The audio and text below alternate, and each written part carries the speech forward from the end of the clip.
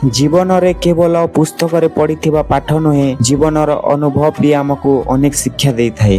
ବହୁତ କଷ୍ଟ ଲାଗେ ସେତେବେଳେ ଯେବେ ନିଜ ଲୋକ ବେଇମାନ କରନ୍ତି ଏବଂ ନିଜ ଦୋଷ ସ୍ୱୀକାର କରିବା ପରିବର୍ତ୍ତେ ଓଲଟା ଦୋଷ ଦିଅନ୍ତି। ଆଜିର ଏ ସ୍ୱାର୍ଥପର ଦୁନିଆରେ କେହି ନିଜର ନୁହନ୍ତି।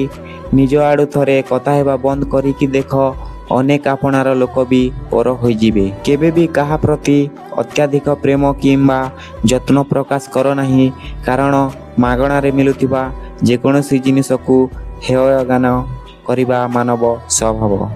ଆଜିର ଏ ସ୍ୱାର୍ଥପର ଦୁନିଆରେ କେହି ନିଜର ନୁହନ୍ତି।